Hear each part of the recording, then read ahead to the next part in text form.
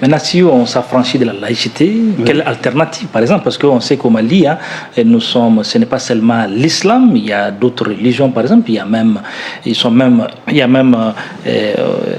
des gens qui ne croient pratiquement à aucune religion, il y a des animistes aussi. Comment on pourra faire l'équilibre, le bon mélange? Ce qu'on va faire, c'est quoi? Lorsque on est dans une logique majorisante, lorsqu'on fait des élections présidentielles, par exemple, il y a des candidats. Il y a un candidat qui gagne les élections à 50%, à 52% ou 53%. Il est élu président. Mais est-ce qu'il n'est pas le président de tous les autres? Est-ce que les autres qui ne l'ont pas élu sont écartés? C'est la même chose. On fait comme la Grande-Bretagne. Ça, c'est la recette qui est là devant nous. Okay. On fait comme la Grande-Bretagne. Nous choisissons notre religion majoritaire qui a 98, 95, 97, 18% de musulmans. Nous adoptons, comme ça a été le cas de l'Empire Songhai, de l'Empire du Mali au temps d'Askia, de l'Empire tout couleur, de l'Empire du Ghana, etc. Nous revenons à ce que nous étions avant la colonisation, au statu quo ante, si on peut l'appeler ainsi. Nous adoptons l'islam comme religion d'État. Et nous inscrivons dans notre constitution des dispositions qui garantissent, ou l'État, notre État, à nous, et non la laïcité, qui va garantir la liberté de culte pleine et entière à tous les autres citoyens. Et voilà. Donc vous préconisez un État islamique, par exemple? Un État avec une religion d'État. Un État avec l'islam, religion d'État. Maintenant, l'organisation de cet État, nous sommes des Maliens, nous avons notre génie, nous pouvons nous retrouver pour nous organiser, pour nous entendre sur un contrat social à travers lequel nous allons pouvoir gérer notre pays en nous adossant, en nous appuyant sur Dieu subhanahu wa ta'ala. Parce que avec les défis du 21e siècle, nous avons fait 60 ans en train de tourner en rond. Nous ne sommes même pas à la case départ, nous sommes aujourd'hui dans le fossé parce que nous n'avons pas d'option idéologique, nous ne savons pas où aller, nous ne savons pas à quel sens se vouer. Aujourd'hui, il est temps que nous retrouvions notre force. Notre force, c'est Allah subhanahu wa ta'ala. Nous devons être dans le camp de Dieu pour affronter les défis du siècle. L'État est laïque, mais ceux qui sont musulmans, chacun pratique sa religion, chacun pratique l'islam comme il l'entend. Est-ce qu'à ce niveau, il y a un problème ou vous voulez clairement l'institutionnaliser? C'est ça votre condition? Le problème qu'il y a, c'est quoi?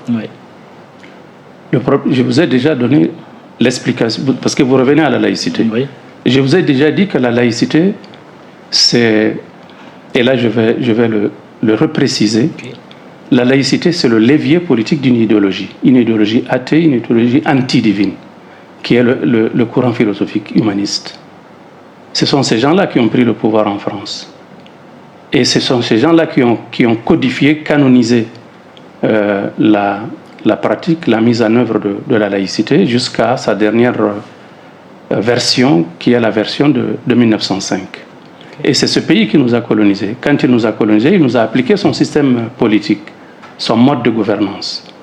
Alors que nous n'avons pas les mêmes réalités, ni sociales, ni historiques. Les conditions dans lesquelles la laïcité est née en France, avec la monarchie qui a été renversée par la révolution de 1789, la monarchie qui avait pour complice le clergé corrompu, et donc qui a été balayée avec la révolution. Nous, en terre d'islam, nous n'avons pas ce même problème avec la religion. Chez nous, c'est les religieux, disons, ce sont les savants. Si vous prenez l'histoire de l'islam, vous trouverez que le savant l'astronome ou le mathématicien ou le géographe ou le philosophe, il est en même temps le jurisconsulte. Vous prenez quelqu'un comme Al-Khawarizmi. Aujourd'hui, c'est lui qui a le développement prodigieux de la technologie aujourd'hui, de l'information, est parti de ce qu'on appelle les algorithmes. Les algorithmes, c'est quoi? C'est Al-Khawarizmi qui les a inventés. Et d'ailleurs, c'est son nom qui a été latinisé de Al-Khawarizmi qui est devenu algorithme que nous avons aujourd'hui. Si vous prenez Jabir al-Hayyan, c'est lui qui a inventé ce qu'on appelle aujourd'hui les chiffres arabes. Les Français les appellent les chiffres arabes, les chiffres que nous utilisons. C'est eux qui les ont inventés. Si nous hasardions aujourd'hui, l'humanité se hasarde aujourd'hui à écarter ces chiffres, ces 10 chiffres arabes de 0 à 9 de la connaissance humaine ou de l'héritage de l'humanité, nous allons retourner à l'âge de la pierre taillée. Donc, chez nous, il n'y a pas de Copernic et de Galilée qu'on va torturer parce qu'ils disent que la Terre tourne, ou bien que c'est le Soleil, c'est la Terre tourne autour du Soleil. On n'a jamais eu ce problème de conflit entre la religion et la science. L'islam et la science vont de pair. La foi et la raison vont de pair en islam. Okay. Donc ce problème, on ne l'a jamais connu. Oui. Raison pour laquelle, si nous revenons à la question de la laïcité, le problème, ce n'est pas qu'on est laïque, chacun fait sa religion. Non, le problème n'est pas à ce niveau. Le problème, c'est que je vous l'ai déjà dit, la laïcité est partie planter des sentinelles devant nos écoles et nos universités pour dire qu'on ne doit pas enseigner Dieu dans nos écoles. C'est ça le vrai problème. Okay. Vous n'avez pas appris Dieu quand vous étiez au lycée de Tombouctou, au lycée franco-arabe, non, dans le programme. Si je vous parle de mon expérience au lycée de Tombouctou, mais vous serez ahuri. C'est un petit lycée qui a été créé à la demande de feu Mohamed Alassane Haïdara, qui a demandé certainement à Modibo Keïta, Tombouctou étant la ville sainte du Mali, qu'on ait un lycée où on enseigne l'arabe. Le premier proviseur, c'était un chrétien arabe libanais, il s'appelle Adib Bachour. Nous sommes venus, peut-être nous sommes la 5e ou la 6e génération, promotion. Quand nous sommes arrivés, je vous dis, un petit lycée de Tombouctou, avec je sais quelques centaines d'élèves, les 80% des élèves, les 80% du corps enseignant étaient des expatriés français. Je peux vous laisser, je mémorise encore leurs noms. 80%. Vous avez gardé des bons souvenirs de ces professeurs-là? Non, les professeurs m'ont enseigné, mais les professeurs sont venus pour autre chose. Avec le recul, j'ai compris pourquoi ils étaient si nombreux dans ce lycée. C'est pour l'empêcher d'être un lycée islamique. Et il ne l'a pas été. Le problème, ce n'est pas d'avoir un lycée franco-arabe. La preuve, le proviseur était arabe, mais il était chrétien. Mais ce qui était demandé, c'est d'avoir un lycée qui nous enseigne l'islam, qui est notre identité culturelle. Ça n'a pas été le cas. Donc ça fait partie des raisons pour lesquelles vous avez cherché à connaître plus votre religion, jusqu'à savoir aujourd'hui que la laïcité est une dépérie, comme vous l'avez dit. J'ai été obligé de sortir de notre système éducatif laïque pour avoir les informations dont je dispose aujourd'hui sur la laïcité. Et j'ai compris, j'ai eu beaucoup d'autres informations. Avec le recul, j'ai compris que Tombouctou et Djenné, qui sont les hauts lieux de la culture islamique, sont deux villes qui sont sous un embargo culturel qui ne dit pas son nom. Et je vais vous donner les preuves. Allez-y. Aujourd'hui, vous pouvez faire une petite enquête sur Tombouctou. Depuis l'indépendance, avant l'indépendance, parce que comment on appelle ça, cet embargo culturel date de la colonisation déjà. Et ça s'est poursuivi après les indépendances. Si vous faites une enquête, vous verrez que en un siècle à peu près, parce que nous avons 60 ans d'indépendance, si vous ajoutez 40 ans de colonisation, il n'y a pas eu un ressortissant de Tombouctou qui soit parti dans les pays arabes pour étudier la théologie, devenir docteur et revenir. Ça n'existe jusqu'à présent, ça n'existe pas. Alors que ça pullule au sud, à Bamako, à Ségou, à Kaï et autres où il n'y a pas cet embargo. Ça doit interroger les uns et les autres. Et je vous dis une autre information pour le cas de Djenné. Djenné aujourd'hui est presque effacé de la carte culturelle du Mali.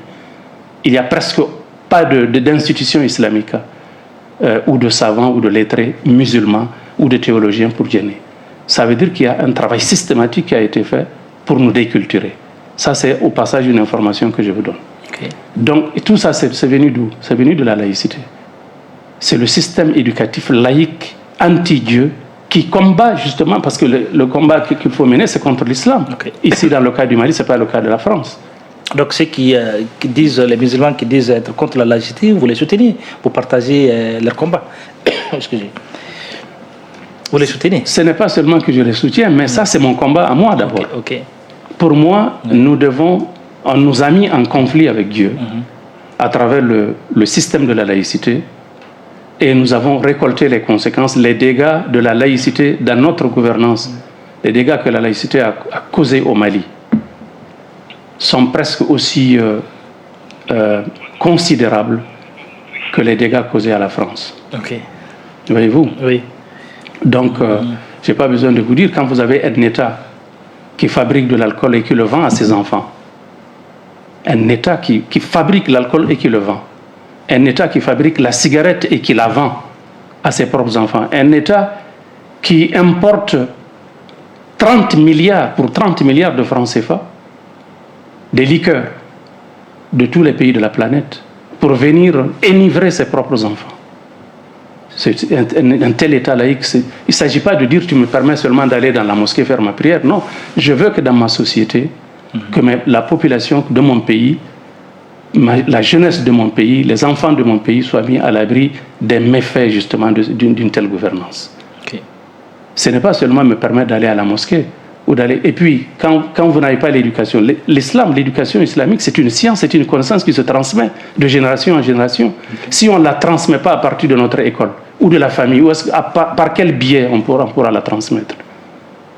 Donc, nous devons réformer notre système éducatif, ôter, carrément effacer la laïcité de notre système éducatif et permettre à nos enfants d'accéder à la connaissance de Dieu. Okay. C'est cela qui pourrait donc les mettre à l'abri des problèmes. Pour vous, c'est ce qui va sauver, hein? Les enfants, c'est ce qui va sauver la population. C'est ce qui va sauver tout le monde. Okay. Nos cadres sont les premières victimes, l'élite intellectuelle qui a allaité à la mamelle de la laïcité, de l'école laïque. Mais c'est eux les premières victimes. Les alcooliques et autres, les drogués, c'est eux d'abord. L'immoralité, où est-ce que ça se recule? Ça se recule chez les gens qui n'ont pas appris Dieu. Ça, c'est évident. Donc, c'est de tout ça qu'il s'agit. Nous devons véritablement réformer notre société, nous réconcilier avec Allah subhanahu wa ta'ala, mettre au centre de notre gouvernance notre identité culturelle. Et l'identité culturelle de la majorité écrasante des Maliens, c'est l'islam. Il ne faut pas avoir honte de parler de l'islam. Okay. C'est l'islam qui est notre référence. L'islam doit être protégé, doit être enseigné, doit être transmis à nos prochaines générations. Okay. Sinon, nous allons être...